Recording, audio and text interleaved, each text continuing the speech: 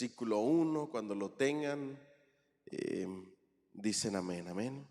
Así es que primera carta a los Corintios, capítulo 1, del versículo 1 en adelante. Y cuando lo tengan se ponen de pie por reverencia a la palabra de Dios. Vamos a leer solamente hasta el 3 y luego vamos a ir desglosando, amén. Gracias a todos por estar aquí. Hoy nos espera un viaje a través de la primera carta a los Corintios y la segunda carta a los Corintios, y estamos seguros que el Señor nos va a hablar en la aplicación a nuestras vidas, amén.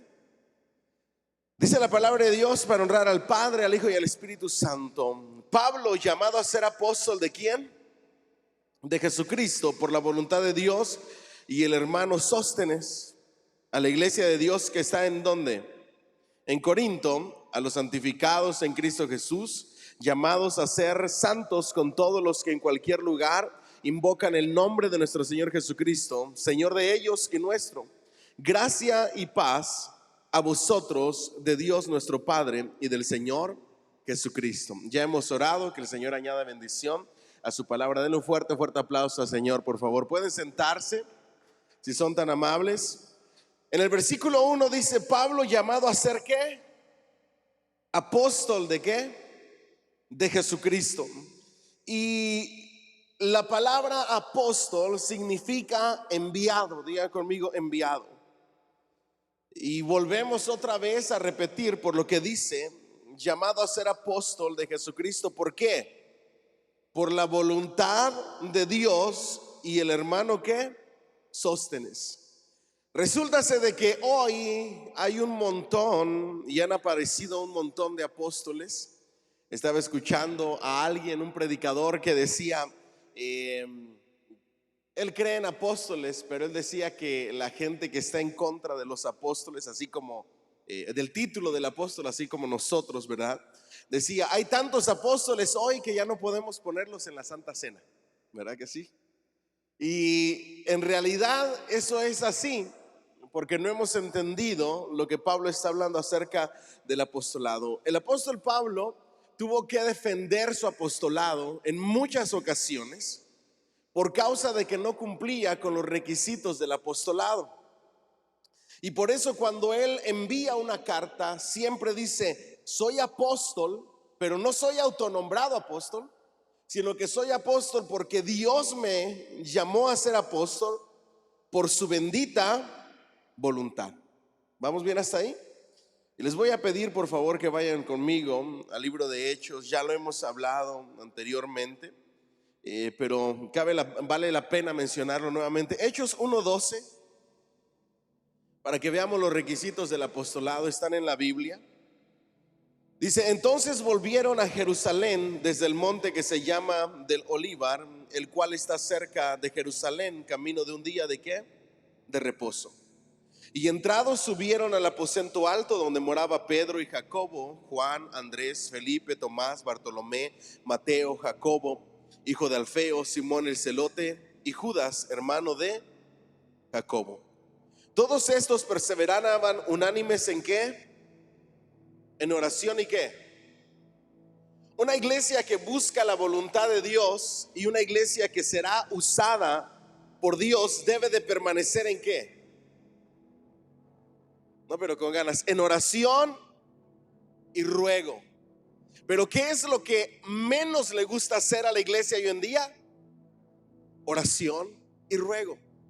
Los cultos menos atendidos son los cultos donde hay oración y ruego. Para un concierto la gente hace filas, pero para una noche de clamor y de oración todo el mundo tiene una excusa. Para una conferencia del predicador o la predicadora famosa, la gente hace filas, pero para una noche de oración y ruego, la gente no quiere ir. ¿Me siguen hasta aquí? Y en todo el libro de Hechos nosotros vemos a una iglesia y a hijos de Dios y a discípulos de Cristo que permanecen en oración y ¿qué? Y ruego. Con las mujeres y con María, la madre de Jesús, y con sus hermanos. En aquellos días Pedro se levantó en medio de los hermanos, y los reunidos eran como 120 ¿en qué? en número. Y dijo: varones hermanos, era necesario que se cumpliese la escritura en que el Espíritu Santo habló antes por boca de David acerca de Judas, que fue guía de los que prendieron a Jesús, y era contado con nosotros y tenía parte en este ministerio. Este pues, con el salario de su iniquidad adquirió un campo, y cayendo de cabeza se reventó por la mitad, y todas sus entrañas se derramaron. Estamos hablando de Judas, el traidor. Y fue notorio a todos los habitantes de Jerusalén, de tal manera que aquel campo se llama en su propia lengua, ¿qué? Aceldama, que quiere decir campo de sangre. Porque está escrito en el libro de los Salmos: sea hecha desierta su habitación, y no haya quien more en ella. Y tome otro, ¿su qué? Ahora yo les hago una pregunta: tome otro u otros en plural. Leamos bien. Y tome otro en singular su oficio, no en plural, no otros, sino otro. Entonces, el apostolado es un oficio. El oficio del apostolado, el trabajo del apostolado es ser enviado. Si hoy pudiéramos darle el título de apóstol a alguien, se lo daríamos a los misioneros, quienes son los que mejor hacen el trabajo de un apóstol. El oficio, cuando dice la escritura que él constituyó a unos apóstoles, a otros profetas, otros evangelistas y maestros, a otros pastores, etcétera. El oficio del apostolado sigue en pie, pero el título ya no, porque debe de haber otro, diga conmigo, uno más, quien tome su oficio. ¿Qué hace un apóstol, un enviado? Bueno, un apóstol va y predica el evangelio, establece, abre una iglesia, planta una iglesia, va como misionero primero, luego planta una iglesia, se convierte en evangelista, luego la pastorea por un periodo de tiempo, se convierte en pastor y maestro. Una vez que deja una enseñanza fundada, trae a un pastor que se encargue de esa iglesia y sigue al próximo terreno virgen donde no se ha predicado la palabra de Dios. Eso es lo que hace un misionero. Ese es el oficio. Ese es el verdadero oficio del apostolado. Y miren que ellos nunca reclaman el título. No todos, y no voy a generalizar, pero muchas personas se equivocan en cuanto al título y no han leído el del versículo 21 en adelante. Es necesario pues que de estos hombres que han estado juntos con nosotros todo el tiempo que el Señor Jesús entraba y salía entre nosotros. ¿Cuál es el primer requisito para ser apóstol? Es necesario pues que de estos hombres, ¿cuáles hombres? Los que han estado juntos con nosotros todo el tiempo que el Señor Jesús entraba y salía entre nosotros. Comenzando desde el bautismo de Juan hasta el día en que de entre nosotros fue recibido arriba, uno se ha hecho testigo con nosotros. Segundo requisito, diga conmigo, testigo ocular del ministerio de nuestro Señor Jesucristo, desde Juan el Bautista hasta su ascensión al cielo. El apóstol Pablo no fue testigo ocular. El apóstol Pablo no estaba dentro del grupo de estos 120 discípulos que habían conocido a Jesús. Seguramente había escuchado de él, seguramente lo había visto predicar, pero no había sido testigo de todo lo que Jesús hacía entrando y saliendo de una ciudad a otra. Entonces el siguiente requisito es ser testigo ocular. Diga conmigo, ser testigo. ¿Vamos bien hasta ahí?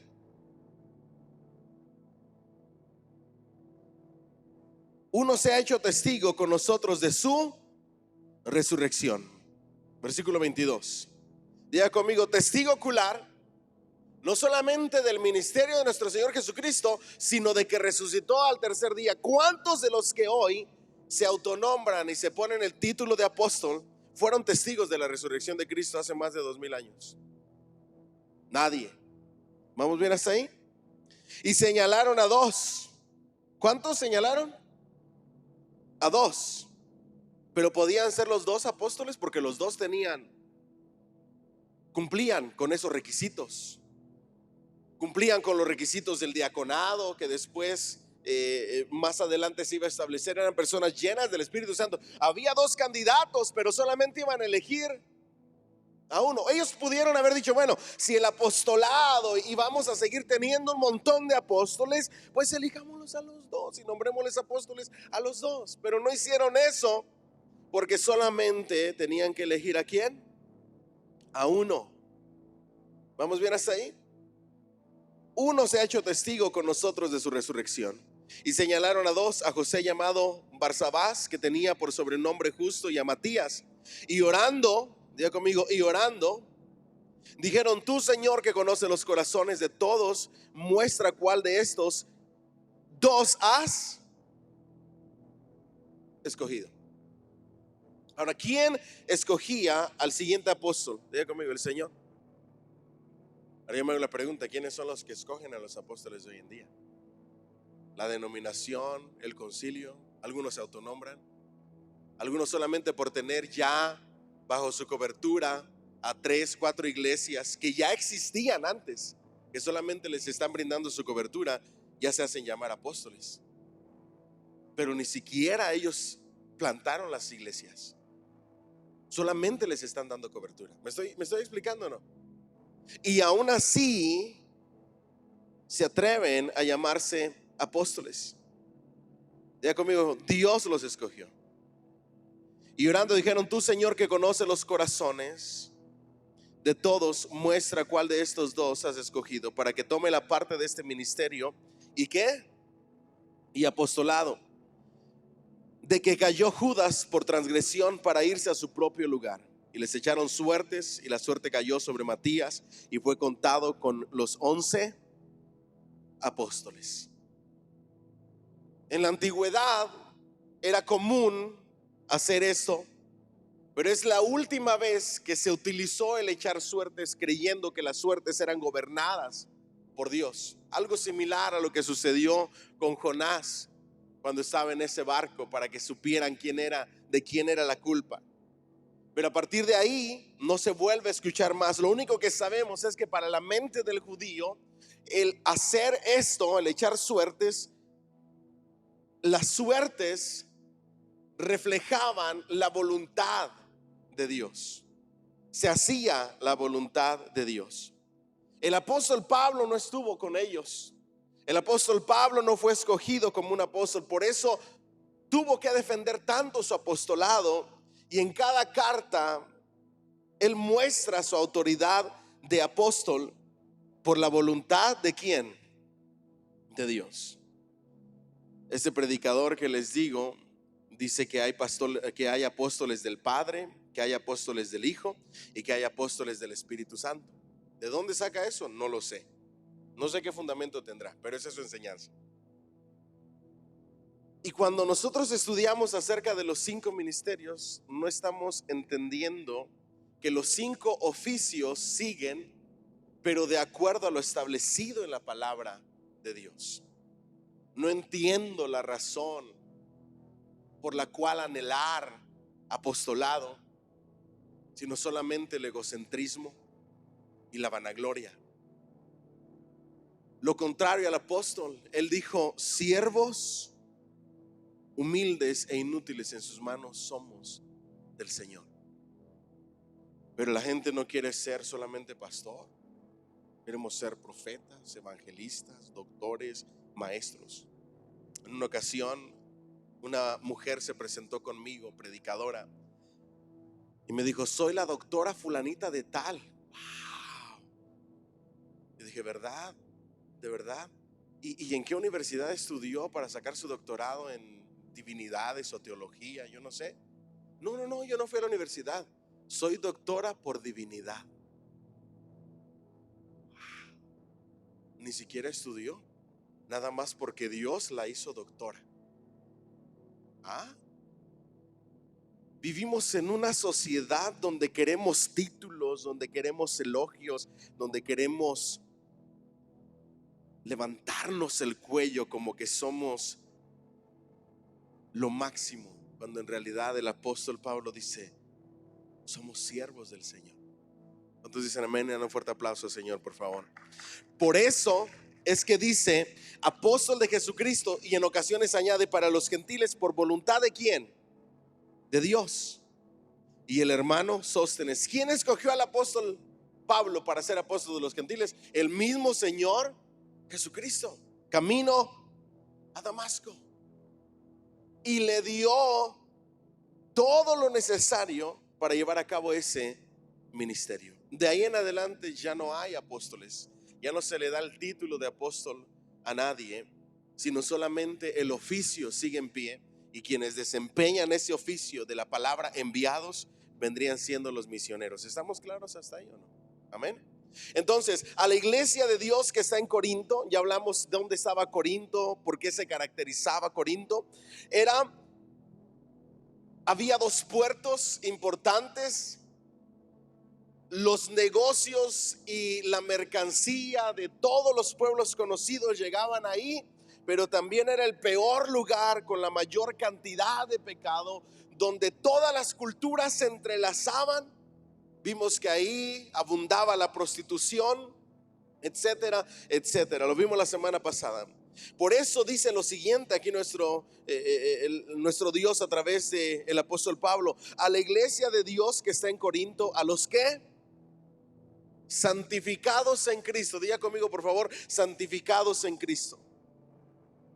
La palabra santificados significa separados o apartados para Dios. ¿Vamos bien hasta ahí? Ahora, cuando nosotros somos apartados y separados para Dios, eso nos hace santos. Diga conmigo, yo soy santo. Yo fui separado y apartado para Dios. Por eso Dios me rescató y me trasladó de sus tinieblas a su luz. En el Antiguo Testamento, no importa si los utensilios o las vasijas o lo que se utilizaba en el culto sagrado a nuestro Dios Jehová de los ejércitos, se santificaba para un propósito santo. No importa de dónde salía, sino que se santificaba, se apartaba para un uso honroso. Nosotros hemos sido separados del mundo para un uso honroso de Dios, para ser instrumentos en sus manos, vasijas de honra. ¿Alguien dice amén? Pero no solamente dice santificados, sino que también llamados ¿a qué? A ser santos. Y ustedes dirán, pastor, pero ¿cómo así que somos santos, santificados, pero llamados a ser santos? Bueno, somos santificados y santos en el sentido de que hemos sido separados para Dios, pero llamados a vivir en una constante santificación para Dios. A eso en teología se le llama el proceso de santificación. Pero ¿saben qué es lo que sucede hoy? Y por ahí anda volando una quote que es bien cierta. Antes en las predicas, en las iglesias donde se predicaba y se confrontaba el pecado de la iglesia, y se predicaba en contra del pecado, y se llamaba como Pablo a ser santa a la iglesia, la gente cambiaba. Pero hoy en día, cuando se confronta y se predica y se habla de llamados a ser santos, la gente se cambia de iglesia. Dígame amén o diga ouch. Es más fácil cambiar de iglesia para no estar escuchando un pastor que habla acerca de la santificación, que cambiar nuestras vidas y poner nuestras miradas en las cosas eternas y no en las pasajeras. ¿Me siguen hasta aquí? Dice llamados a ser ¿qué? Santos, a apartarse continuamente para Dios, a consagrarse continuamente para Dios, a darle la espalda al pecado, a crucificar al viejo hombre cada día, al crucificar esos pensamientos y llevarlos cautivos a la obediencia a Cristo Jesús. E incluso pensar en todo lo bueno, todo lo santo, todo lo amable, si hay virtud en ello, en esto, pensad. Eso es llamados a vivir de una manera santa. Dios viene por una iglesia sin mancha y sin arruga, que se santifica cada día para el Señor, que lucha en contra del pecado y que le dice no, y que se aparta y que huye y que le da la espalda. ¿Alguien dice amén? Llamados a ser santos con todos los que en cualquier lugar invocan el nombre de nuestro Señor Jesucristo, Señor de ellos y nuestro también. ¿Cuánto le dan un fuerte aplauso al Señor, por favor? Y luego viene con el saludo, gracia y paz. ¿A quiénes? A vosotros. Diga conmigo, gracia y paz de Dios nuestro Padre y del Señor Jesucristo. Hoy hay tantas modas y tanto vocabulario y lenguaje adornado para sacar algo innovador, que ya hasta queremos prohibir el Dios te bendiga. No me digas Dios te bendiga, porque Dios ya me bendijo y no te puede bendecir más, ¿o qué? Gracia y paz a ustedes. Dios te bendiga, el Señor te bendiga, de nuestro Padre y del Señor Jesucristo. Y luego versículo 4, gracias doy a mi Dios siempre por quienes, por vosotros. Ahora, ¿esta iglesia era una iglesia espiritual o carnal? Una iglesia carnal. Pero aún así dice el apóstol Pablo, doy gracias a mi Dios siempre por quién, por vosotros. Por eso debemos de ser una iglesia de restauración, una iglesia agradecida con Dios por su amor, su misericordia, su gracia y su bondad. ¿Alguien dice amén? Gracias doy a mi Dios siempre por vosotros, por la gracia de Dios que os fue dada en Cristo Jesús, porque en todas las cosas fuisteis ¿qué? Enriquecidos en Él, en toda palabra y en toda ciencia, así como el testimonio acerca de Cristo ha sido confirmado en vosotros, de tal manera que nada os falta ningún don, esperando la manifestación de nuestro Señor Jesucristo. Era una iglesia carnal, pero también en esa iglesia había gente muy espiritual, que fluía en los dones del Espíritu Santo. ¿De qué nos habla esto? De que cada uno va a dar cuentas a Dios de sí. El hecho de que haya personas que andan mal de una manera indebida no debe de decir uno, es que toda la iglesia es igual. Esto es personal. Si tú buscas de Dios, vas a recibir de Él dones espirituales y presencia gloriosa y manifestación del poder de Dios en tu vida. ¿Alguien dice amén? Pero dice que no tenían falta de nada, que estaban enriquecidos en todo, tanto en lo espiritual como en lo material. ¿Por qué? Porque era una ciudad rica. Abundaban los negocios, abundaba el mercadeo, abundaba. Ahí el que no vivía bien era porque no le gustaba trabajar. Era, hagan de cuenta, como Estados Unidos. Aquí el que trabaja es bendecido y prospera. Pero si queremos levantarnos a la 1 de la tarde y salir a buscar trabajo con las lagañas en los ojos, pues no vamos a hacer nada. Pero Dios quiere bendecirnos y prosperarnos en todas las cosas. ¿Alguien dice amén? En toda palabra y en toda ciencia, llenos de sabiduría, así como el testimonio acerca de Cristo.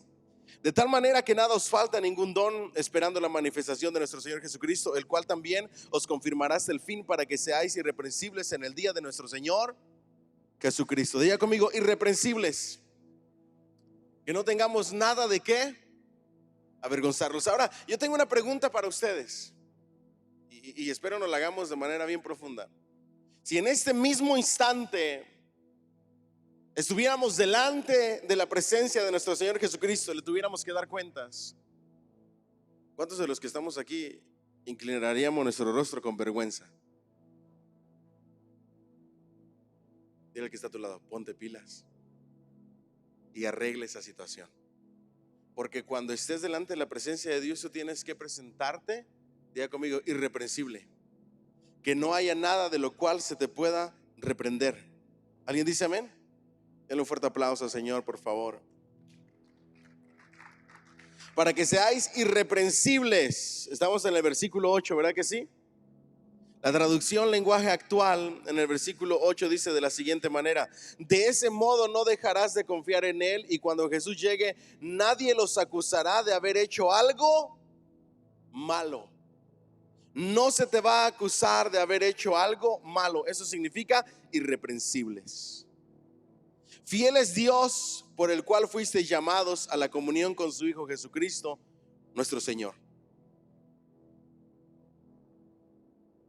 ¿A través de quién fuimos llamados a la comunión? A través de Cristo Jesús. No del que quiere, ni del que corre, sino de Dios, quien tiene misericordia. Y lean bien el pasaje, porque hay quienes lo leen. No es del que quiere ni del que corre, sino del que Dios tiene misericordia. No dice así. Tenemos que empezar a leer mejor la Biblia, amén. No dice, no es del que quiere ni del que corre, sino de Dios, sino de que Dios tiene misericordia. Por eso yo lo digo de esa manera, sino de Dios quien tiene misericordia. ¿Vamos bien hasta ahí? Es decir, es el llamado de Dios, la gracia de Dios, el amor de Dios. Estamos en Hechos 1:9. Amén. Luego versículo, Primera de Corintios. Sí, no, estamos en Primera de Corintios, 1:9. Primera de Corintios 1:9, sorry. Vamos al versículo 10, que ahí entra la esencia de por qué se escribió esta carta. El apóstol Pablo, después de haber saludado, después de haberse introducido, va al meollo del asunto. ¿Por qué está enviando esta carta? Cuando el apóstol Pablo envía una carta es para corregir. Diga conmigo, para corregir. Ahora, en el buen centroamericano, dile al que está a tu lado, corregite vos. Amén. Si algo tenemos que atender cada día es corregirnos antes de que se destruya todo. ¿Alguien dice amén? Dile al que está a tu lado, corrígete ahora antes de que se destruya todo. Mientras todavía tienes oportunidad, corrígete, enmienda tu camino, da media vuelta, abandona el camino equivocado y sigue el correcto antes de que se destruya todo.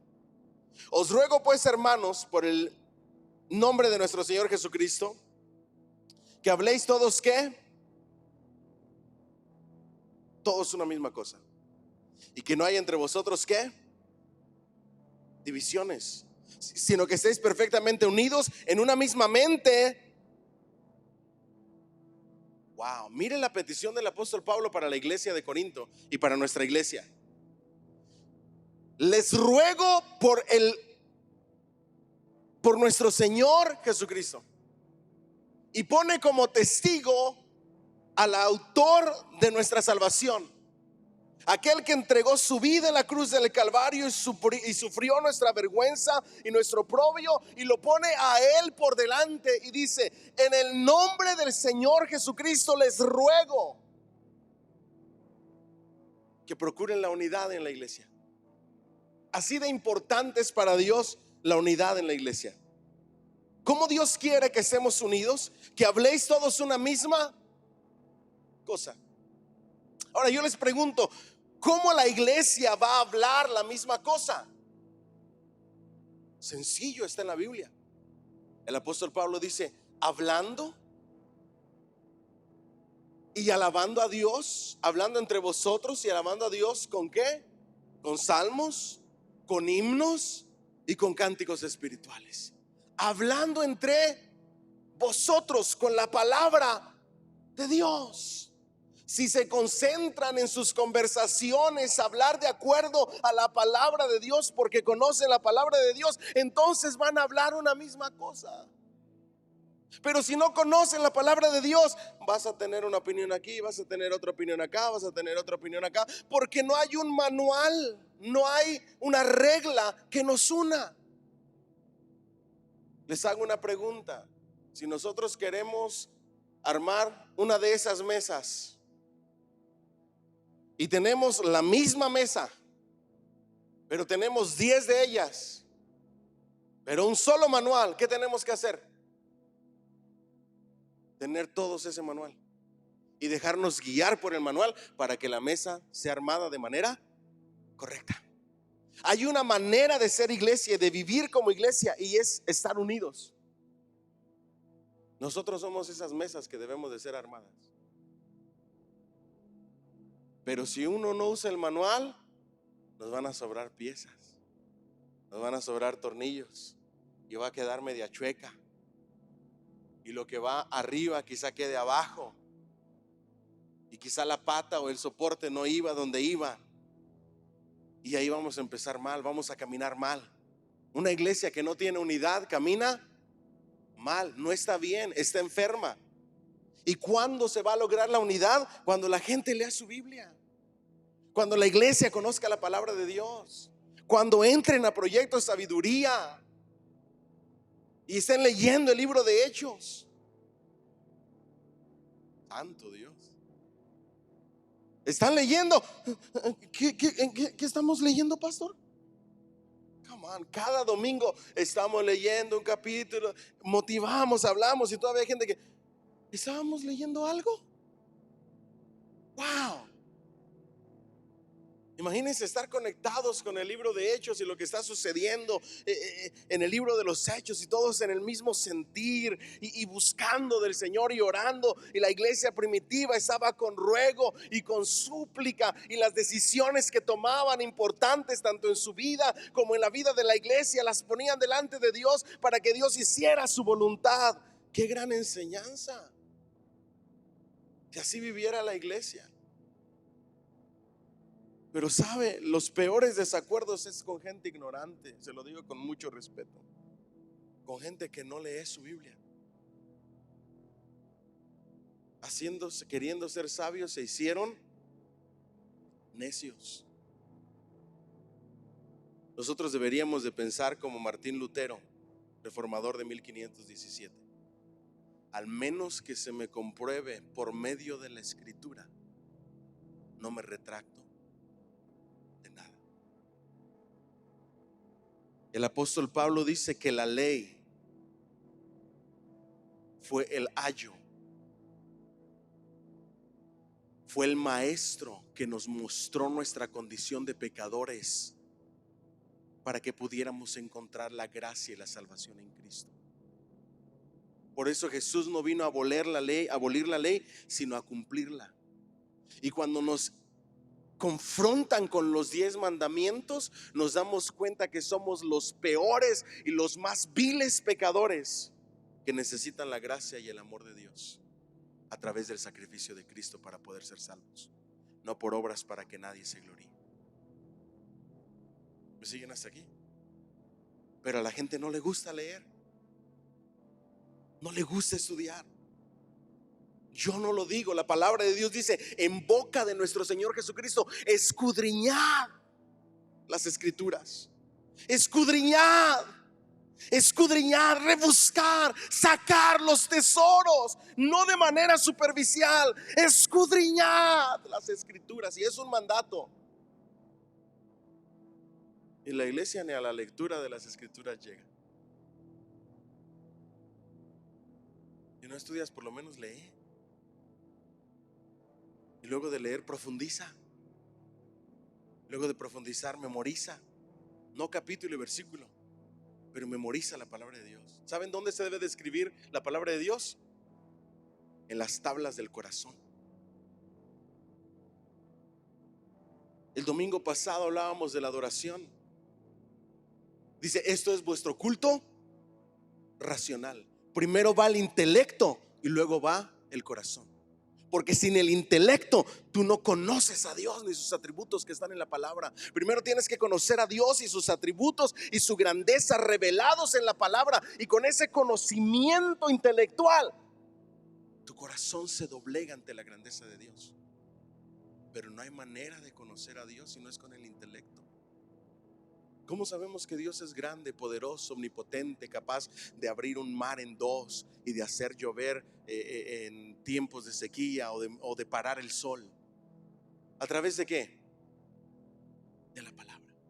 Pero tú no puedes adorar a ese Dios tan grande si no lo conoces a través de la Escritura. Por eso dice el apóstol Pablo: esto es vuestro culto racional. Porque si te dejas llevar por las emociones, estás en un problema. Las emociones no llegan a conocer a Dios. Primero conoces a Dios a través de la palabra, y al conocerlo tus emociones se derraman delante de la grandeza de Dios. No puedes adorar la grandeza de un Dios tan grande a quien no conoces. ¿Me siguen hasta aquí? Diga conmigo, así hablaremos una misma cosa. Pero hay gente que quiere debatir y no sabe ni de lo que habla.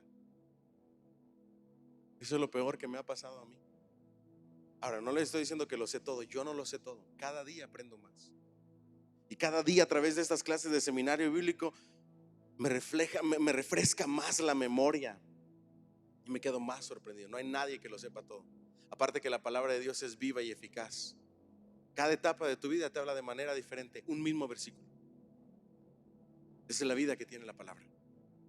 Pero no podremos hablar una misma cosa si no es a través de la palabra. Y que no hay entre vosotros, ¿qué? Divisiones. Diga conmigo, divisiones. ¿Cuál es la etimología de la palabra división? Dos visiones. La iglesia solamente tiene una visión. Es la visión de Cristo Jesús, nuestro Señor, al establecer su iglesia. Luego el pastor toma esa visión. Nosotros la tenemos basada en Mateo 28, 19 y 20. En el gran mandamiento también. Gran mandamiento y gran comisión. Amarás al Señor con toda tu alma, con toda tu mente, con todo tu corazón, y a tu prójimo como a ti mismo. Ir a ser discípulos a todas las naciones, bautizándolos en el nombre del Padre, del Hijo y del Espíritu Santo, y enseñándoles que guarden todas las cosas que les he mandado. De ahí nacen 5 propósitos de la iglesia. Lo único que hace el pastor es tomar la visión de nuestro Señor Jesucristo, porque Él nos envía en medio de lobos para seguir haciendo y continuando con la obra. Lo único que hace después el pastor es utilizar sistemas. Algunos funcionan en unas iglesias, algunos funcionan en otras iglesias. Llevar a cabo la labor del ministerio en las áreas del pastorado. Pero es la visión de Cristo. No puede haber 2 visiones. Solamente hay una visión del reino, y está en la palabra. ¿Alguien dice amén? Pero ahí había divisiones. ¿Saben por qué? Porque había varios maestros. Y nuestro maestro por excelencia debería de ser la palabra de Dios. ¿Alguien dice amén? Recuerden que ellos todavía no tenían lo que hoy tenemos nosotros. Cuán bendecidos somos. ¿Cuánto le dan un fuerte aplauso al Señor? Sino que estéis perfectamente unidos en una misma mente y en un mismo parecer. Ojo aquí. Porque he sido informado acerca de vosotros, hermanos míos, por los de Cloé, que hay entre vosotros, ¿qué? Contiendas. Nosotros estamos teniendo unas reuniones de crecimiento para líderes cada 15 días, los días martes. Y en esas reuniones de crecimiento para líderes estamos estableciendo protocolos de la iglesia. Es como hacer desde el principio una póliza para nuestra iglesia. Disciplinas, tiempos de disciplinas, y todos unidos estamos trabajando en equipo haciendo la obra del ministerio. Y hablamos acerca de ¿y qué pasa si alguien viene y nos dice: vi a fulanito de tal en el mall y estaba fumando y tomando y es ministro de altar? Pero no le diga que yo le dije, porque no quiero que me vean mal. No funciona así. Entonces nosotros los líderes estamos viendo la Biblia y cómo se tratan los asuntos en la Biblia para hacer un protocolo. Y quedó establecido por este versículo lo que dice la palabra de Dios. Cuando alguien viene a acusar a otro hermano, servidor de un ministerio o algún líder, al momento de acusarlo o de venir a informar lo que está haciendo mal, él debe de ser testigo en la confrontación con el hermano o ella. ¿Me siguen hasta aquí? Entonces, vimos a fulanito de tal allá. Ok, me parece perfecto. Vamos a poner cartas en el asunto. Vamos a hacer un llamado al arrepentimiento. Seguimos el proceso bíblico. 1 oportunidad, 2 oportunidades, 3 oportunidades. Si no, ¡pum! ¿Verdad? Dependiendo también cuál sea el error. Ya establecimos cuáles serían las consecuencias dependiendo los errores. Pero no se puede de que, pero no le diga que yo le dije. Mantengámoslo anónimo. No, eso no es bíblico. Pablo dice: me han informado que hay entre vosotros contiendas, y me los dijeron los de Cloé.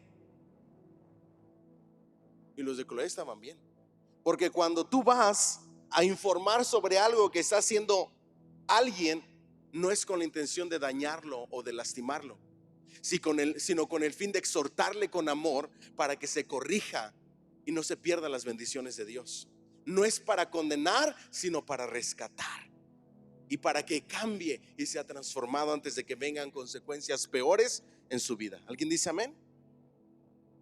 El apóstol Pablo dice: me informaron que andan mal, que hay contiendas y que hay pleitos entre ustedes. Y les dijo quién le informó.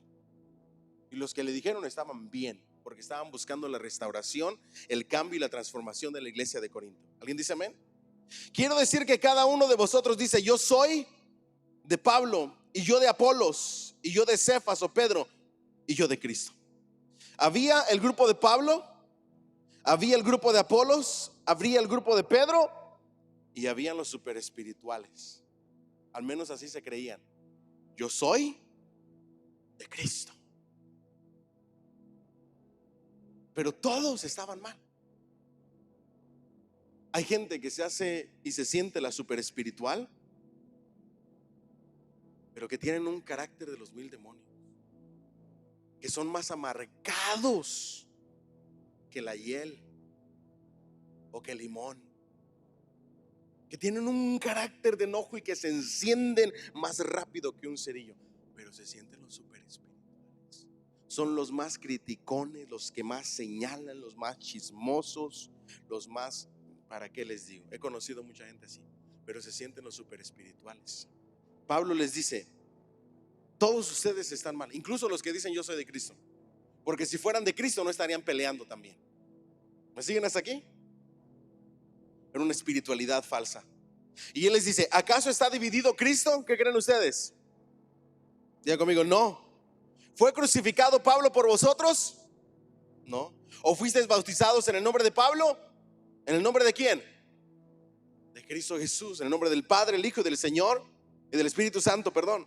Doy gracias a Dios de que a ninguno de vosotros he bautizado, sino a Crispo y a Gayo, para que ninguno diga que fuisteis bautizados en mi nombre. También bauticé a la familia de Estéfanas. De los demás no sé si he bautizado a algún otro, no me acuerdo, dice Pablo. Pues no me envió Cristo a bautizar, sino a predicar el evangelio, no con sabiduría de palabras, para que no se haga vana la cruz de Cristo. Y va y les dice: lo que yo hice fue predicarles al Cristo crucificado y resucitado, Salvador nuestro. Así es que ni Pablo, ni Pedro, ni Apolos deben de tener inclinaciones para ustedes, sino Cristo Jesús debe de ser su inclinación. Sí debe de haber amor y respeto, pero no ensalzar a los ministros de Dios como si fueran la cuarta persona de la Trinidad. Hay iglesias donde entra el pastor y lo cargan en una silla. Que Dios los bendiga, respetamos. Hay iglesias donde, como la secta de la luz del mundo, están en lo más alto. Los pastores son como si fueran Cristo mismo en la tierra. Es lo peor que la iglesia puede tener. Es que cuando yo hablo con ese siervo de Dios, siento como si estuviera hablando con Cristo mismo. What? Pastor, es que si usted supiera la unción del siervo de Dios, pero sigue siendo un siervo de Dios, no lo puedes ensalzar y decir: yo me voy a dejar guiar al 100% y a ciegas por alguien. Dice Pablo: no, déjense guiar por Cristo, por las enseñanzas de Cristo, que son las que yo les he predicado. Recuerden que ellos no tenían la Biblia como nosotros hoy la tenemos. Hoy nosotros tenemos un manual donde no nos apartamos ni a diestra ni a siniestra, sino que nos guiamos en lo que está escrito. Alguien dice amén, le dan un fuerte aplauso al Señor. Ellos no tenían esa dicha, y para ellos la mejor solución para resolver su problema es: el mejor maestro es Cristo. Y si nosotros venimos, les predicamos a Cristo y les enseñamos las enseñanzas de Cristo, Cristo es el que predomina en todo, y a quien seguimos y servimos y buscamos y amamos y entregamos nuestra vida es por Cristo, Cristo, Cristo, Cristo, Cristo Jesús crucificado, Cristo Jesús resucitado. no el pastor. Los aplausos para fulanito, los mejores restaurantes. Ustedes saben que ya alguien evangélico volvió a hacer noticia. Un pastor que le reclamaba a la iglesia por ser tacaña. ¿Por qué le tenían que dar regalitos? Cosas que no son de marca. ¿Acaso no es un siervo de Dios que se merece Louis Vuitton, Gucci y Prada? ¿Qué tacaños son ustedes que no me dan esos regalos que yo me merezco? Hizo noticia en Univisión Noticias. Miles de personas con un mal testimonio de alguien y quiere que le den regalos, que lo ensalcen, que lo pongan en el trono. Siervos de Jesucristo somos. Y aunque el pastor y el predicador son personas que deben de ser tenidas por dignas de doble honor, no deben de entronarse como si fueran Cristo, ni tomar el lugar que le corresponde a Cristo, sino que se les ame, se les respete y se les obedezca. ¿Alguien dice amén? Ustedes saben algo, a mí me encantaría que obedecieran solamente una cosa que venga de mí. Si ustedes obedecieran, como dice la palabra, sean obedientes a vuestros pastores, yo no les exigiría ninguna clase de obediencia, sino solamente una: que fueran obedientes a lo que les predico. Eso es todo lo que les quiero exigir, o les exigiría. Pero ni eso les exijo, porque ustedes le van a dar cuentas a Dios.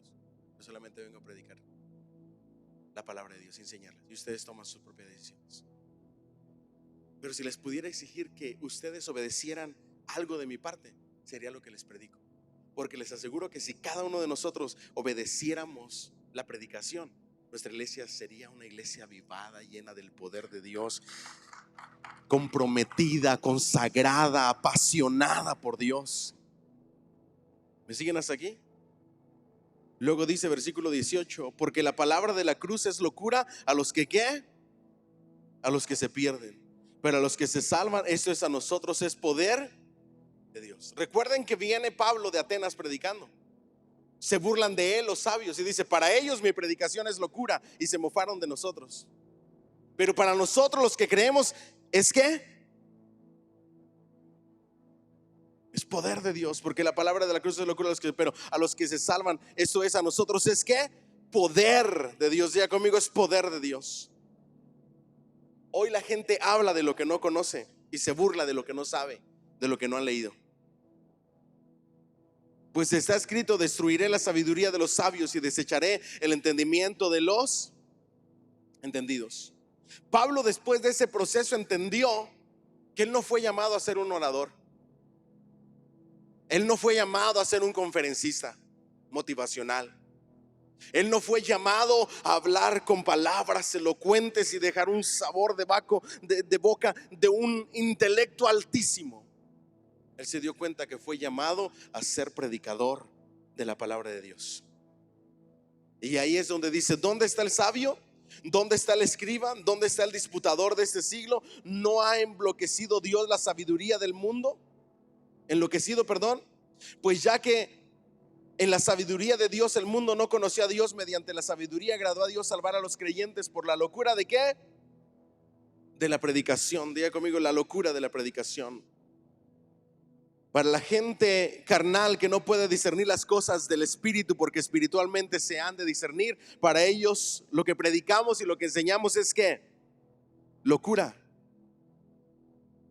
Porque los judíos piden señales y los griegos buscan ¿qué? Sabiduría. Pero nosotros predicamos ¿a quién? A Cristo crucificado. Y aquí da una gran enseñanza. La gente pide. ¿Qué les vamos a dar? Pastores, que usted debería de predicar predicaciones motivacionales. Pastores, que usted debería de hablar acerca de esto. Pastores, que usted debería de predicar acerca de eso. Usted debería de ser como fulanito. Debería de moverse, debería de brincar y de decir, usted debería. Y la gente pide y pide y pide. Y para pedir la gente y la iglesia es buena. Pero ¿qué dice Pablo? Unos piden señales, otros piden sabiduría. Yo les pregunto, ¿el predicador debe de darle a la gente lo que pida? Pablo tiene la respuesta. Miren lo que dice Pablo. Pero nosotros, ¿qué? Predicamos a Cristo crucificado, para los judíos ciertamente tropezadero y para los gentiles locura. Pablo le dice a la iglesia: no les voy a dar lo que ustedes piden, les voy a predicar de Cristo, porque para eso fuimos llamados, para predicar acerca de Cristo, el que cambia y transforma vidas y corazones. ¿Alguien dice amén? Mas para los llamados, así judíos como griegos, Cristo poder de Dios y sabiduría de Dios, no de este mundo sino de Dios. Porque lo insensato de Dios es más sabio que los hombres, y lo débil de Dios es más fuerte que los hombres. El hombre no se compara ni en lo más mínimo a Dios. ¿Alguien dice amén? Pues mirad, hermanos, vuestra vocación, que no sois muchos sabios según la carne, ni muchos poderosos, ni muchos ¿qué? Nobles. Dile al que está a tu lado que no se te sube el egoísmo o el egocentrismo o la vanagloria.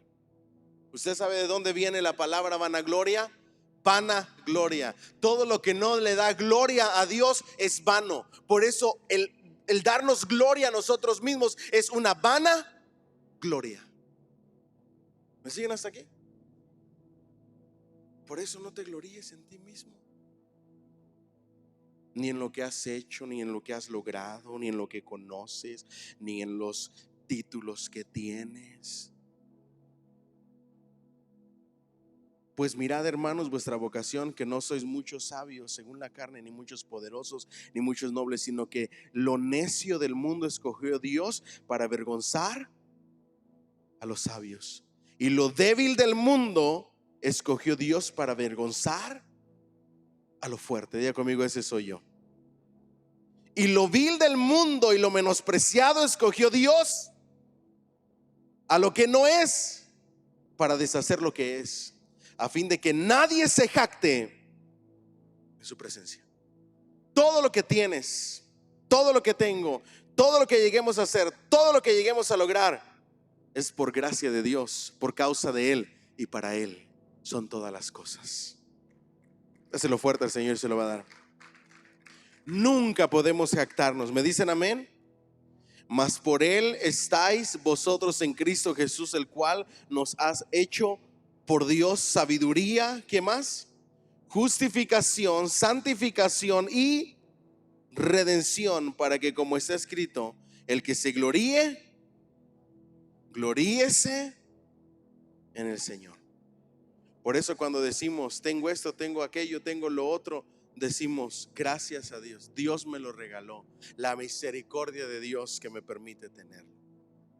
Es por Él que yo logro todas las cosas, porque sin Él nada soy y nada puedo hacer. ¿Cuánto le dan un fuerte aplauso, Señor, por favor? All right. Vamos a primera y segunda de Corintios, pero ahora en su libro, después de relatar el porqué de la carta, ¿verdad?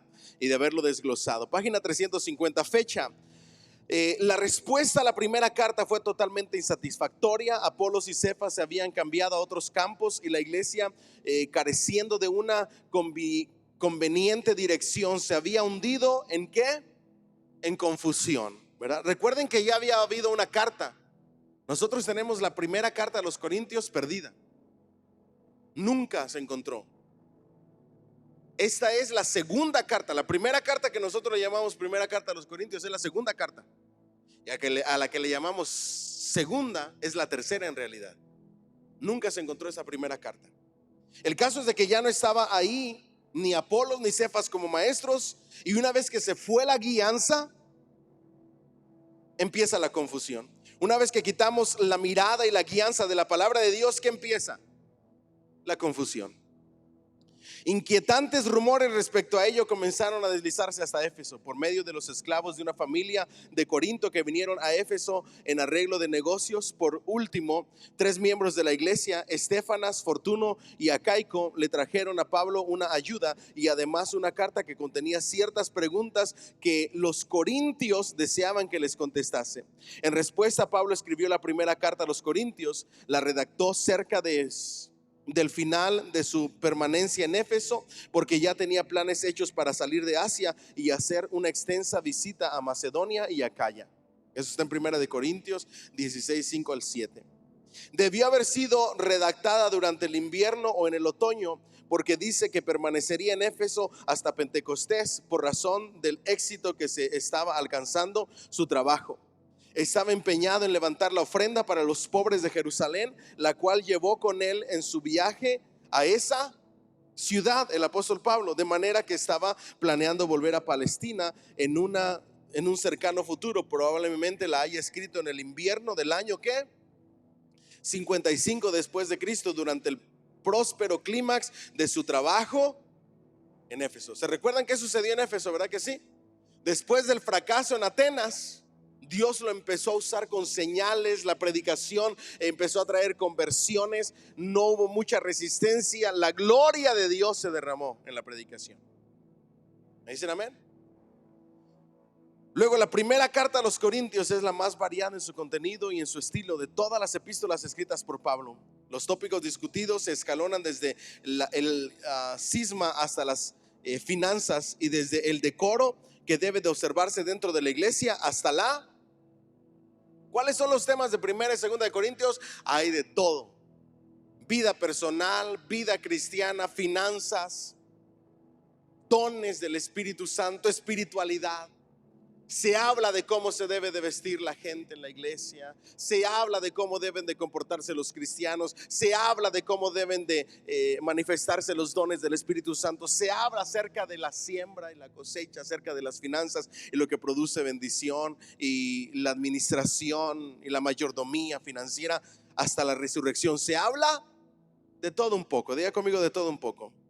El lógico razonamiento, el sarcasmo, la súplica, la reprensión, la poesía, la narración, la exposición, en suma, está escrita en el mismo estilo que Pablo habría utilizado en una conversación con los ancianos de Corinto. Así es que la mezcla en el vocabulario, en el lenguaje, hay de todo: razonamiento, intelectualidad, sarcasmo en cosas que le parecen ridículas, les suplica, les reprende, hace alegorías en la poesía, hace narrativa, hace exposición de doctrinas, etcétera, etcétera. De haber estado presente con ellos, es completamente informal en su desarrollo, en vez de ser un conjunto de ensayos sobre temas teológicos. Diga conmigo, informal. Él está leyendo las preguntas y está contestando, y está dictando las respuestas a todas esas preguntas. Recuerden que los corintios le habían mandado una carta y él está simplemente enseñando y enseñando y enseñando. No tiene un orden teológico, es simplemente una carta para guiar a esta iglesia que está confundida. La doctrina de la cruz en su aplicación social refleja el conflicto que tuvo lugar cuando la experiencia cristiana y los ideales de conducta entraron en lucha con los conceptos y prácticas del mundo pagano. Diga conmigo, vida cristiana y vida pagana o mundana. Cuando un cristiano se encuentra con los ofrecimientos del diablo de la vida mundana o pagana, ahí hay una diferencia que hay que hacer y demostrar que eres cristiano. Y de eso se encarga el apóstol Pablo, de decirles: ya no pueden seguir viviendo de esa manera. Eso eran antes, pero ahora sois de Cristo Jesús. ¿Alguien dice amén? Dile al que está a tu lado: eras eso antes, pero ahora eres nueva criatura. ¿Cuánto dan un fuerte aplauso, Señor, por favor? Los problemas discutidos en ella por ningún motivo pueden considerarse anticuados, porque todavía se encuentra en donde quiera que los cristianos entran en contacto con una civilización pagana. La carta a los Corintios ¿es una carta anticuada? No. es la carta más adecuada que tenemos para los días que estamos viviendo, con todas sus inmoralidades y con todo lo que estamos experimentando hoy en día. Ahí tienen el bosquejo, no lo vamos a tocar mucho. Vamos a la página 352.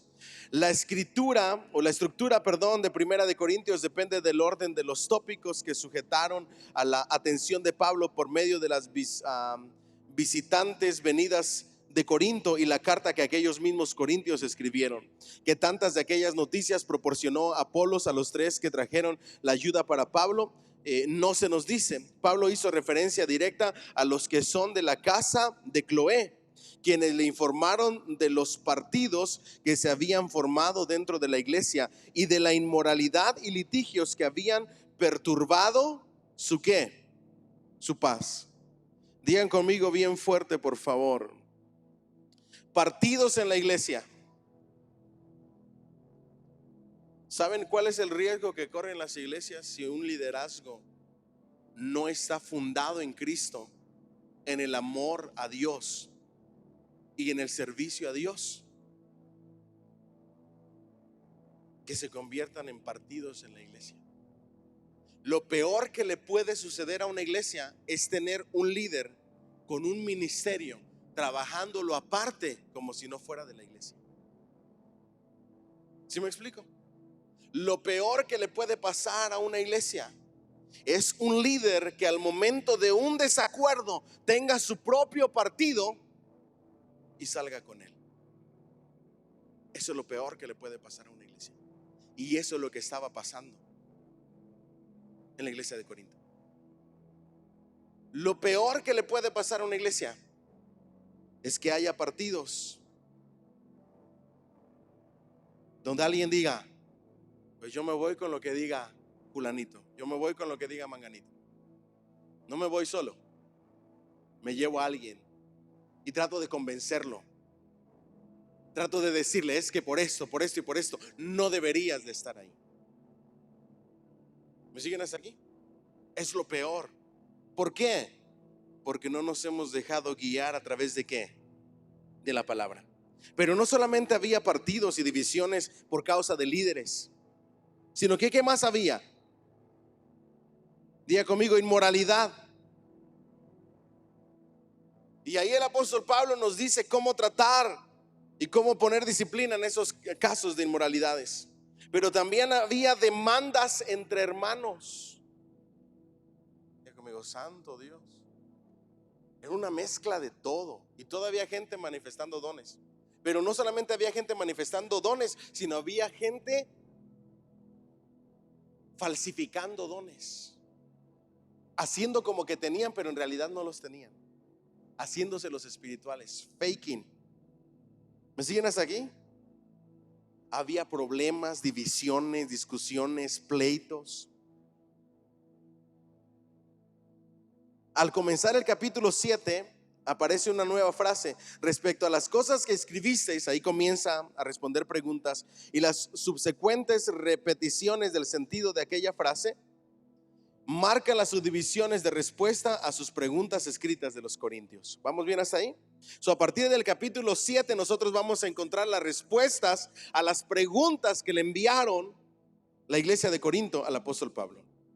Evaluación. La primera carta a los Corintios nos proporciona la mejor información de los problemas de una iglesia de vanguardia como no la hallamos en casi ningún otro de los escritos del Nuevo Testamento. Diga conmigo: una carta para nosotros. Así es que tarea, diga conmigo: tarea. Aparte de leer un capítulo diario del libro de Hechos, tenemos que estar leyendo primera y segunda a los Corintios. ¿Me dicen amén? Ahora les voy a dar un tip: si no quieren leer, no lean, pero prométanme que les voy a mandar un audio, capítulo por capítulo, un comentario bíblico, capítulo por capítulo de primera y segunda de Corintios, y que lo van a escuchar todo hasta que se acabe. ¿Me prometen? Levanten la mano, ¿sí? ¿Se comprometen? En su tiempo de trabajo, cuando anden haciendo algo, No cuando están con la familia, no, en su tiempo que están ocupados ustedes con sus audífonos en YouTube. Estos comentarios que les voy a mandar en audio tienen una riqueza espiritual que yo, antes de decirles que se los iba a mandar y empezar a compartirlo, estuve analizando y escuchando y escuchando. Y hagan de cuenta que estamos leyendo el libro de estudio, pero con más información y más aplicación. Tremendos. No lean, pero escudriñen. Escuchen escudriñando con este comentario que les voy a mandar. ¿Vamos bien hasta ahí? ¿Por qué? Porque es la carta de que está como una iglesia de vanguardia como la de nosotros. Cada problema fue resuelto mediante la aplicación de un principio espiritual, más bien que por haber recomendado el empleo de un expediente psicológico. ¿Cómo resolvió el apóstol Pablo los problemas y cómo deberíamos de resolver los problemas? Diga conmigo, con una aplicación espiritual, con un consejo de la palabra de Dios, no con un principio psicológico. A mí me molesta tanto, y se los digo con mucho respeto, que ensalcemos la psicología por encima de la palabra de Dios. Y a veces escucho cristianos que se paran el cuello. Es que el psicólogo fulanito de tal y la psicóloga cristiana y el psicólogo aquí, y los hacen ver como si fueran doctores. Ustedes saben que un psicólogo no es un doctor, ¿verdad? El doctor de la mente y el comportamiento humano se llama psiquiatra, y no es para locos. Es porque estudió a profundidad. No es comportamiento humano para terapias. ¿Me siguen hasta aquí? Pero no saben cómo me molesta que es que la psicología enseña y dice, si la psicología fuera tan buena, yo hubiera cambiado esa sociedad. Pero no es tan buena. Porque nada ni nadie ha cambiado a la gente y la ha transformado y la ha trasladado de lo peor a lo mejor que los principios espirituales de la palabra de Dios. ¿Alguien da un fuerte aplauso al Señor? Así es que nunca nos atrevamos a comparar estas ciencias que estudian el comportamiento humano con la palabra de Dios, porque la palabra de Dios es más viva y eficaz y más cortante que toda espada de doble filo que penetra hasta partir el alma, las coyunturas y los tétanos. ¿Alguien dice amén? Es la palabra que prepara a todo hombre a fin de que sea perfectamente preparado para toda buena obra. Para el cisma, el remedio es la madurez espiritual. Diga conmigo, madurez espiritual. Entonces, hermanos, escúchenme aquí, por favor. ¿Cuándo se van a acabar los problemas? Dile al que está a tu lado, cuando madures. No se acaban, pero van a mejorar.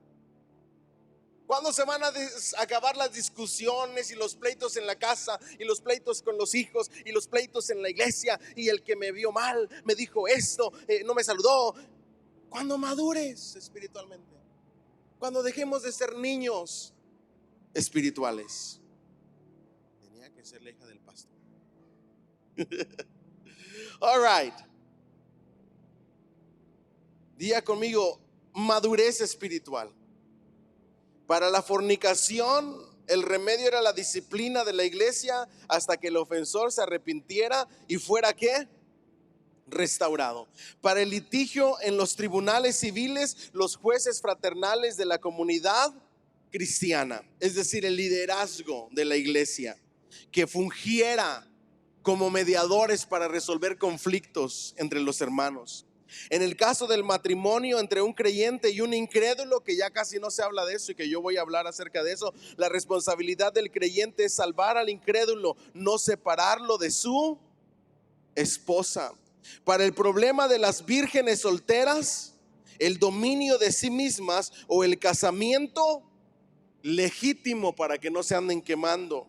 En el problema casuístico de comer lo ofrecido a los ídolos, lo mismo que en los detalles del culto, el factor que debe decidir la cuestión es la relación del creyente con ¿quién? Con su Dios.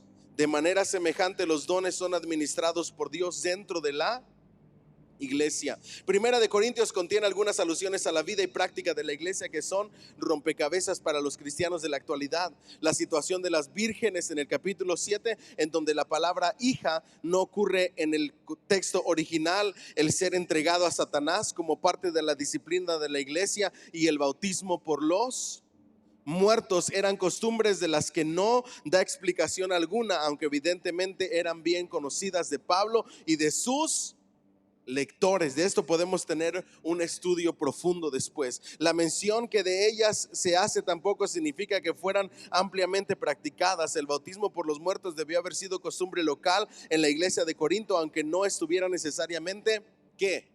Aprobada, pero de la cual aprovechó Pablo como de un punto práctico que favorecería su argumentación en pro de la resurrección. Primera de Corintios fue llevada a su destino por medio de ¿quién? De Timoteo. ¿Quién se la llevó? Pablo la redactó, Timoteo se la llevó a la iglesia de Corinto. Pablo había procurado persuadir a Apolos que se hiciera cargo de la tarea de enderezar sin contemplaciones los problemas de la iglesia, cosa que Apolos no aceptó. Quizá haya pensado que su presencia únicamente aumentaría la tendencia carismática de sus seguidores. Pablo tenía algún recelo en cuanto a las capacidades de Timoteo, puesto que insistió con los corintios en que no le expusieran al peligro ni tampoco lo despreciaran. Esta iglesia era tremenda. Viene Timoteo, ese jovencito. ¿Qué caso le vamos a hacer? ¿Qué nos va a venir a enseñar? Tremendos, vanagloriosos, altivos, orgullosos. Y Pablo los conocía. ¿Me siguen hasta aquí? Pablo le dice a Apolos: ve y resuelve esos problemas, ve y enséñales. Y Apolos dice: sabes que no, yo no le entro a eso. Capaz que no me dejan ni salir de ahí. Si salgo me los llevo a todos. Y lo que hay que hacer es unir, no dividir. Hoy la gente piensa diferente. Yo no sé por qué la gente cuando se va de una iglesia se empeña a sacar gente de esa iglesia. Como que es un deleite y un disfrute sacar gente de esa iglesia. ¿Sí se han dado cuenta de eso o no? Un verdadero siervo o sierva de Dios nunca hace eso. Apolos dijo: no, yo para ir y luego que me sigan y sacar gente de la iglesia, yo mejor no voy, mejor no me presento. Manda a alguien más. Diga conmigo, cuánta sabiduría. Esos son los verdaderos hombres de Dios. Y miren que lo pusieron a él como parte de la división que había. Y saben que no, yo no me voy a prestar para eso. Resolvamos con el consejo de Dios. Diga bien fuerte: resolvamos con el consejo de Dios. Nada se dice respecto a los resultados de la misión de Timoteo, pero parece que fue un fracaso. En 2 de Corintios, Pablo, refiriéndose 2 veces a sus planes, dice: esta tercera vez voy a vosotros, puesto que su primera visita a Corinto quedó marcada con la fundación de la iglesia, y siendo que su carta la escribió de Macedonia después de haber salido de Éfeso, en donde estaba esperando la oportunidad para visitar Corinto, debe de haber habido una visita que no quedó registrada y que tuvo lugar en algún tiempo entre la visita de Timoteo y la partida de Pablo de Asia. Semejante visita no debió haber ocupado mucho tiempo, porque el viaje entre Éfeso y Corinto podía hacerse fácilmente. Lucas no relata ningún viaje semejante en los Hechos, pero tampoco consigna muchos otros episodios que podían haber sido igualmente interesantes o importantes. Un examen de 2 de Corintios demostrará que Pablo sin duda fue a Corinto para procurar arreglar lo que Timoteo no había podido, y mientras estuvo allí lo insultaron vulgarmente y despreciaron su... Miren qué espiritual era esta iglesia. No recibieron a Timoteo, enviado por el apóstol Pablo. No recibieron su consejo. ¿Me siguen hasta aquí?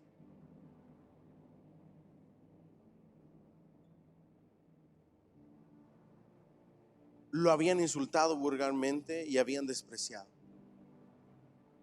Apóstoles a su modo y rivales de apóstol, que extraían su sostén de las iglesias y que se jactaban de su descendencia judía y de sus actividades como ministros de Cristo habían invadido a Corinto y opacado a Pablo ante las iglesias. Al mismo Pablo lo habían ofendido vulgarmente, porque habían llegado otros maestros, habían llegado otros apóstoles con mayores cartas, según ellos, de presentación. Qué fácil se deja, ¿cómo les pudiera decir? Se deja envolver la iglesia con la falsa doctrina y con los falsos maestros. Pablo decidió que no volvería a Corinto a menos que la iglesia adoptara una diferente actitud. Había esperado poder levantar algún dinero en Acaya para la colecta que llevaba a Jerusalén, anticipadamente a su plan original de visitar a Macedonia y Acaya. Envió a Tito por delante para que tratara con la iglesia. Quizá Pablo escribió de nuevo a Corinto en ese tiempo. Había suposiciones en cuanto a su segunda de Corintios representa una epístola o dos. Se refirió a una previa carta que había escrito. Ya hablamos acerca de eso. En cada manuscrito de las epístolas paulinas, así como está el manuscrito, se encuentra la carta tal y como es. ¿Vamos bien hasta ahí? Segunda de Corintios. Ya hemos adelantado algún tanto en cuanto al contenido de la epístola, diferente a la primera carta a los Corintios, en que se ocupa de asuntos personales más que de enseñanza doctrinal o del orden eclesiástico. El Pablo humano exhibe claramente sus sentimientos, deseos, sus aversiones, ambiciones y obligaciones quedan a la vista de sus lectores. ¿Vamos bien hasta ahí? Ahora, voy a cerrar con esto y les voy a resumir lo que es la segunda carta a los Corintios para darle lugar a las preguntas y respuestas. Primera carta a los Corintios, el apóstol Pablo resuelve dudas, problemas, trata de resolver. La gente se comporta nada espiritual sino carnal, maleducada. Después de recibir el trato que recibió y el rechazo, las humillaciones de esta iglesia, escribe la segunda carta a los Corintios. Pero ahora les habla desde el corazón. Ahora los sentimientos del apóstol Pablo están a flor de piel. Sus deseos, sus ambiciones, sus obligaciones. Esta epístola contiene menor cantidad de enseñanza sistemática y más cantidad de expresión de sentimientos personales. En consecuencia, su estructura no se distingue tan claramente de la primera. ¿Vamos bien hasta ahí? Habla acerca de las acusaciones que le hicieron, acerca de los falsos maestros, acerca de lo que él estaba haciendo, recolecta, apostolado, maltrato, humillaciones, etcétera, etcétera, etcétera. La última visita a Corinto, la llegada de Tito a Macedonia en las alentadoras palabras referentes al cambio de actitud en la iglesia de Corinto, capacitaron a Pablo para proseguir su viaje sin temor. Lucas simplemente dice que pasó 3 meses en Acaya, pero no da detalles. En la primavera del 56 después de Cristo, Pablo hizo planes para volver a Jerusalén con la ofrenda, y en esto estaba cuando supo que sus enemigos judíos tomaban un complot contra su vida. Comprendiendo Pablo que para ellos sería muy fácil eliminarlo a bordo, despachó a sus compañeros a Troas, en tanto que él, en compañía de Lucas, retornó camino al norte hacia Filipos por ruta de tierra, y ahí navegó a Troas precisamente después de que había terminado la fiesta de los panes sin levadura, inmediatamente después de ¿qué? De la Pascua. La manera en que la sección nosotros reaparece en este punto en Hechos 20, 5 y 6 indica que Lucas había viajado con Pablo desde Acaya. Robertson sugiere, siguiendo una antigua tradición, de que quizá Lucas sea la misma persona a quien se menciona como el hermano cuya alabanza en el evangelio se ha extendido por todas las iglesias. Lucas va acompañando al apóstol Pablo en todos estos viajes. Escribe el libro de Hechos y relata todo lo que está surgiendo. Por última vez, el apóstol Pablo visita Corinto porque había habido hasta cierto punto un cambio en la iglesia, pero ahora va con otro pastor. No se da el nombre aludido. Vamos a saltarnos eso. Vamos a ir aquí a... Por otra parte, el artículo, página 359. Por otra parte, el artículo definido de que se usa acompaña a vocablos que denotan a los miembros de una familia debe traducirse como un pronombre posesivo. Si Tito y Lucas fueron hermanos, la primera relación de ambos con Antioquía y el silencio que se guarda del libro de los hechos respecto a los que podrían aplicarse así más fácilmente. De cualquier modo, Lucas por esta época fue activo ayudante de Pablo en la campaña a través de Macedonia y de Acaya, y se convirtió en uno de los más cercanos asociados de Pablo durante los años de prisión que siguieron en la carrera de este. ¿Vamos bien hasta ahí? Y cierro con esto.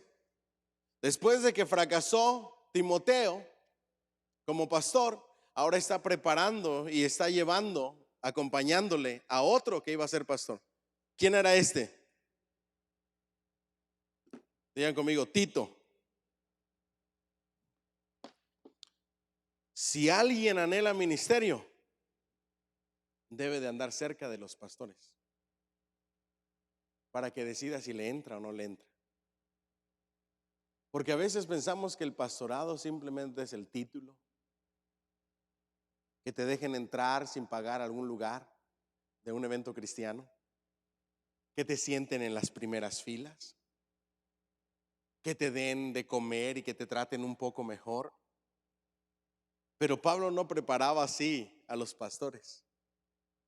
Pablo los llevaba al fío, a donde estaba el verdadero ministerio, los problemas, las luchas, los sentimientos heridos, las críticas, las ofensas, los insultos.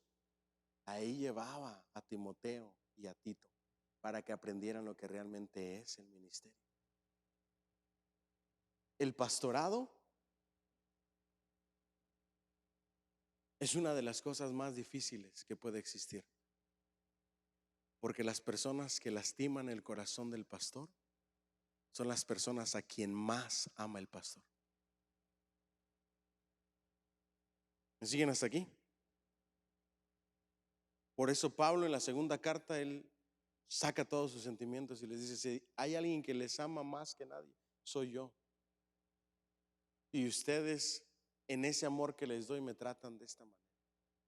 Ojalá la iglesia pudiera aprender a tratar bien a sus pastores, tenerlos como dignos de noble honor sin exagerar, amarles, respetarles y obedecerles, y no hablar mal de él, insultarlos, humillarlos, criticarlos, ofenderlos. En una ocasión escuché, antes de ser pastor allá en México, siendo jovencito, siendo apenas líder de adolescentes, a una familia que le estaba gritando al pastor, y se acercaron a los hijos de él y mirándolos a los ojos les decían y le reclamaban: y tú ni digas nada, que por mí es que comes, por mis diezmos es que vas a la escuela. Imagínese el corazón de esa gente para decir esos comentarios y humillar a esos niños hijos del pastor. ¿A qué quiero llegar con esto? Ni siquiera te imaginas a dónde puede llegar el corazón y la maldad del ser humano, aunque se haga llamar cristiano, aún dentro de la iglesia. Cuando lean la segunda carta a los Corintios se van a dar cuenta de lo que no deben de ser como iglesia, de lo que no podemos darnos el lujo de ser como iglesia. Primera y segunda carta a los Corintios. Amén. Léanlo y con eso cerramos. Denle un fuerte aplauso, Señor, por favor. Amén. Ánimo. Preguntas y respuestas, porque los